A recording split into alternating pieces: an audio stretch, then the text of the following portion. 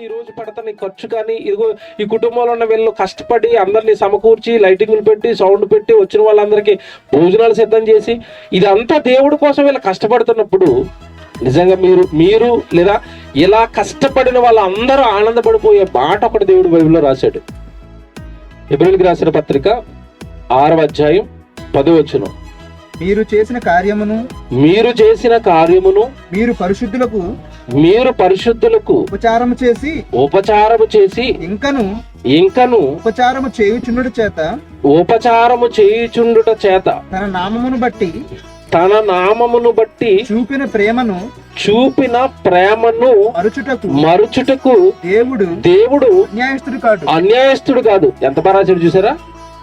ఇప్పుడు దేవుడు ఇక్కడ ఏం మాట్లాడుతున్నాడు అంటే, మీరు పరిశుద్ధులకు ఉపచారం చేస్తున్నారు కదా, పరిశుద్ధులకు వాక్యం చెప్తున్నారు కదా, పరిశుద్ధులు చక్కగా ఇంటికి పిలిపించే వాక్యం చెప్పించే వాళ్ళకి చక్కటి ప్రేమపూర్వకమైన విందులు జరిగిస్తున్నారు కదా, ఆ సభ కోసం ఆ జరిగే ఆ ప్రార్థన కూడిక కోసం మీరు కష్టపడుతున్నారు కదా, క్రియ చేస్తున్నారు కదా, పని చేస్తున్నారు కదా.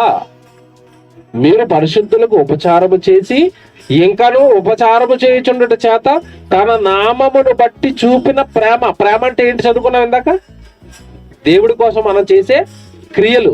ఆ పని చేస్తున్నప్పుడట తన నామమును బట్టి చూపిన ప్రేమను మరుచుటకు దేవుడు అన్యాయస్తుడు అంటే ఇప్పుడు అర్థం ఏం చేసుకోవాలి ఇక్కడ మీరు?